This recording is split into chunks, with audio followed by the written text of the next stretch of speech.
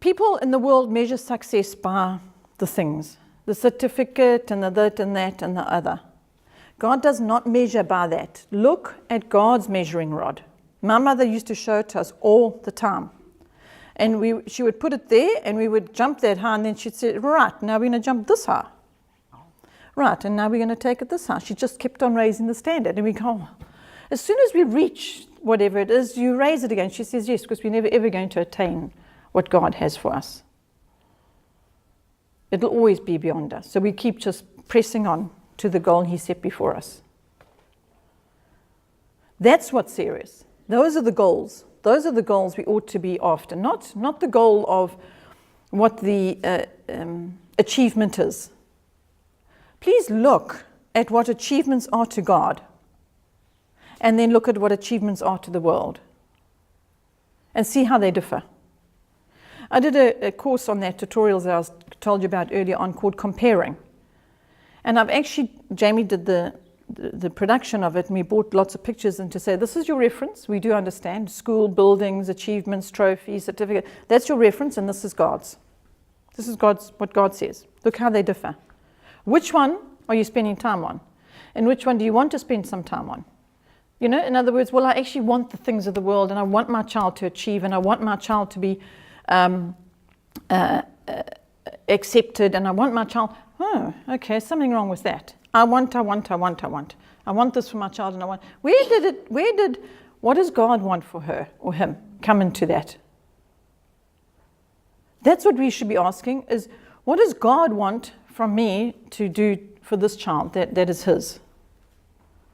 Because let me tell you now, our daughter's 26 years old.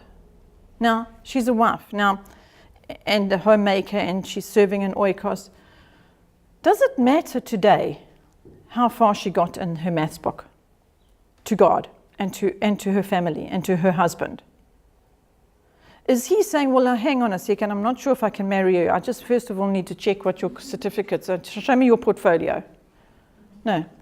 God brought them together.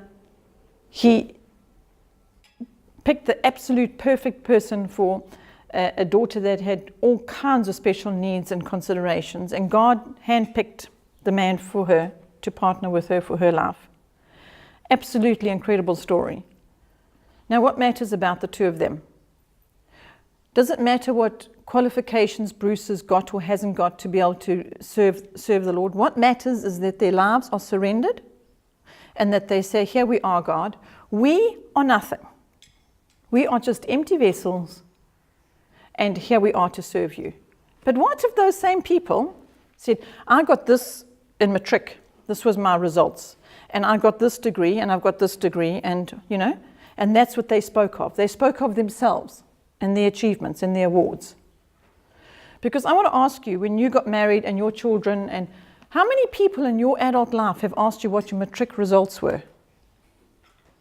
How long after you did matric did people ask you? Maybe 3 weeks, 3 months, 3 years, I don't know. I don't have a reference of that for myself, so I can't speak from experience, but I ask people this big thing, matric, this big thing, certificates, and then I ask you after that, a month, 3 months, a year, how long was it that it mattered anymore? But how long through life does it matter whether you actually know Christ or not? Whether your children do or not? Somebody said to one of our children that, are you going to,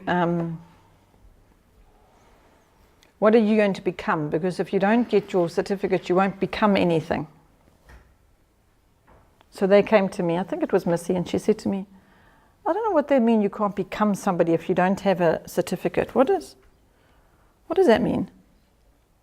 So I explained to her, well, in the world, you know, people are measured by what their achievements are and everything else. And she goes, but we're supposed to become nothing. So that we can become more like Christ.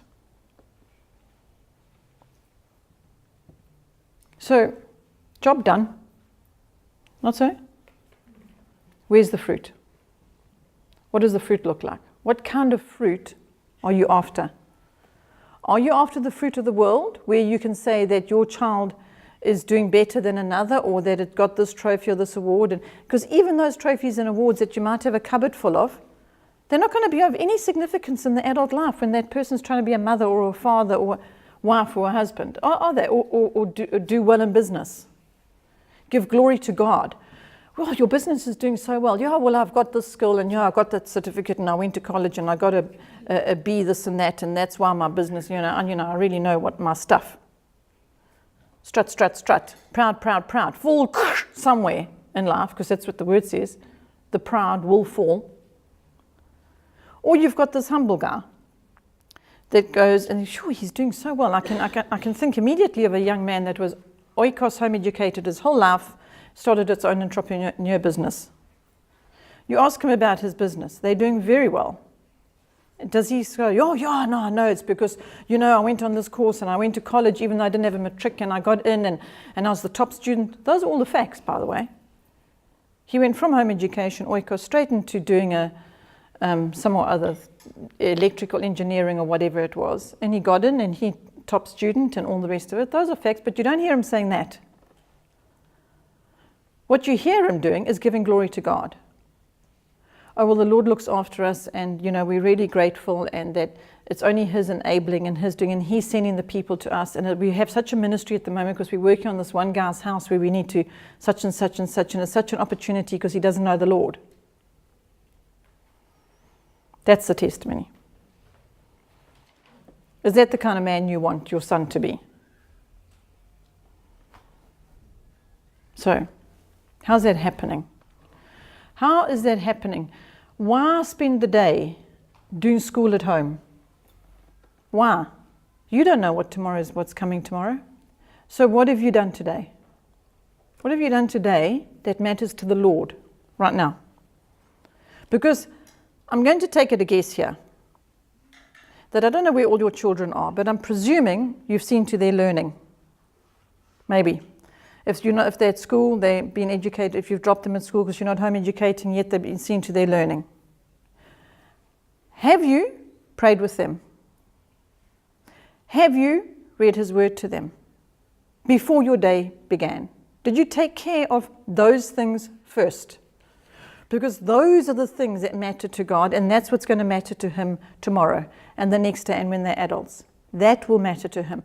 Whether you got to the other lessons or not is not of any concern to God other than the fact that you're using them to help them understand this. That's all. It's the only reason you're doing them.